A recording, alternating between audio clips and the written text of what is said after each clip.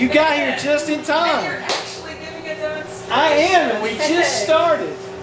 So I've got 13 minutes basically to get from the 1.5 minute point to the end. And I want the last minute and a half to be the burn world. But that changes with the bean, it changes with the altitude, it changes with the machine, it changes up, they're cold, and they go into the roaster. And when they bottom out, they absorb the energy that they're going to absorb, the machine stabilizes, and all of a sudden you reach a stasis point, and then it begins to climb. Well, the idea is to climb and end in 14.5 minutes. Well, that's pretty easy to recreate, but the problem with that is that you can climb there, but also burn the bean in that. If I shoot the trajectory too high, the bean's going to cook on the outside and get green on the inside. And it's going to taste horrible, bitter, and green. If I shoot the trajectory too low and go past the 14.5 minutes, it tastes baked. So if you've ever had a cup of coffee that tastes just horrible, I mean just bitter? Green, bitter, doesn't profound flavors, you're going, it's probably been baked. And most roasters err on the side of baking. So this is a drum, and it's turning.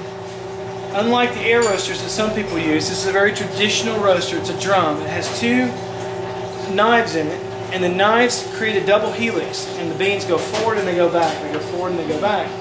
So in the very beginning, what we're doing is we're adding contact heat, like frying an egg, because we want to throw as much energy as we can into that bean to get it going. And look at these beans. December of this year, and they were processed on our farm. But you can get an idea of how small and very dense they are.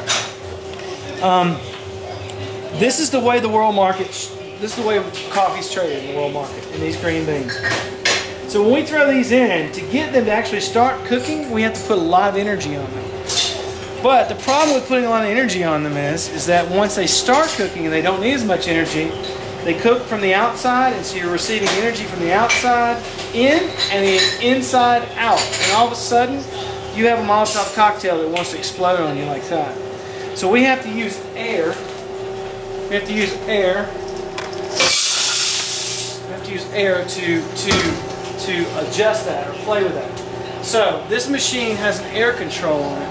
Right now, about 100% of the air is going through and bypassing the bean, the cooking area, because we want to use contact heat. But as the bean begins to cook, we'll start adding more air, 50% at one point, and then full air at the other point, because when the bean actually goes into the train wreck, you want to pull as much energy as air across as you can, so that it doesn't burn. It doesn't burn. Now this is a bean sensor. It's actually not testing the air. It's actually a sensor on the inside of the machine that's touching the bean. And so we're actually getting a very accurate idea of what's happening in the machine, which a lot of roasters don't have, because they are testing the air that's coming off the back of the machine. But right now, this machine was thinking that the beans were 460, but there were no beans in there. So now it's trying to find that stasis point. It's trying to find the point at which the beans have accepted the energy and they've stabilized at their temperature. That's the real temperature, and they move up. That point is 1.5 minutes. And that's a constant anywhere in the roasting world, no matter where you are. When I learned to roast, I went to Sandpoint, Idaho, to the place where this machine's built, to roasting class.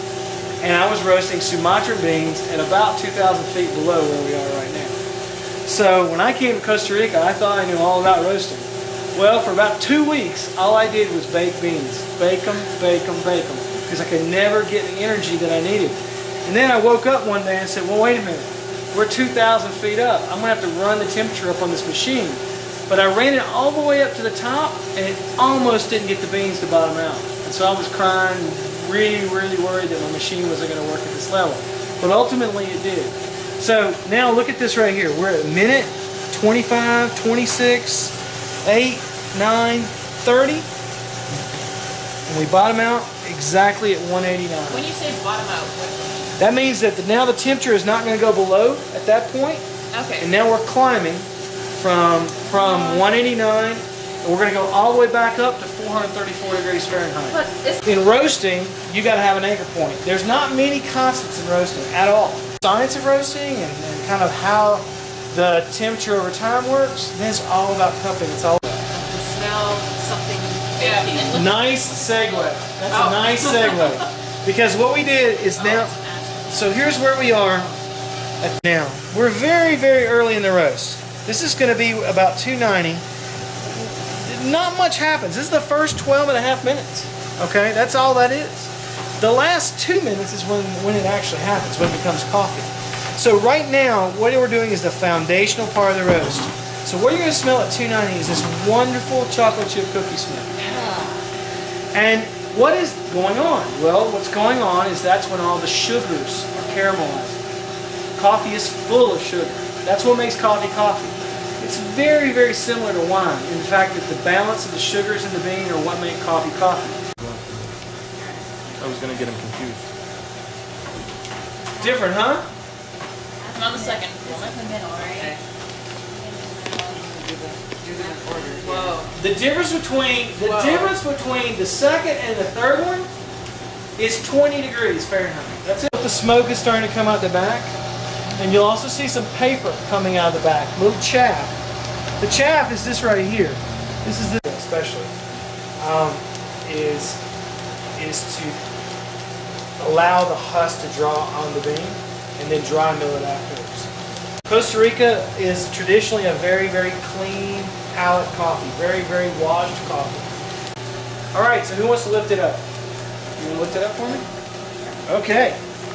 At 435, lift this up for me. What do you mean by this? That big handle right there. Go ahead. Oh, wow. All right, so now we're exactly on profile. We're at 14 minutes, 15 seconds. You like the smell of it? Oh, yeah. It's like We'll drop it down. There we are. We're going to turn the heat off for a minute. So, yeah, it's popping. It's still going. So it came out as a medium roast, and now we're actually allowing it to cook in the bin, Oh, yeah. and we're moving it towards dark a little bit. Yeah.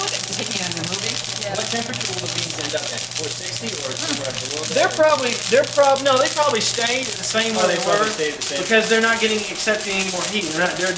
So, being but your there. temperature is still going. The machine is now sensing that the machine actually has its own inertial energy. It wants to tend back up, and I just turned the gas off. Oh, okay. But now these parts are, that in there is all dark. But out here Well, it's it's because of the light. light. We'll turn it on. Do this for me. Pull this right here. Pull this to cooling bay. Pull it all the way forward. Yeah. And then turn this on. This here? Right here. On. There we go. Oh, Now. mixy. So now what's happening is we've taken all the air back from the drum and we're pushing it down or pulling it through the beans, and we're actually cooling the beans down. And all this smoke you see is coming from the beans.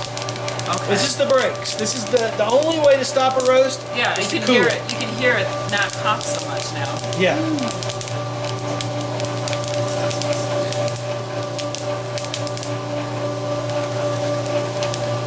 And that's a roast. That's a medium dark roast. Wow. And So then what do? You put this in bags and sell it. absolutely. Can we buy some of that? Absolutely. All right, I want to buy some of that.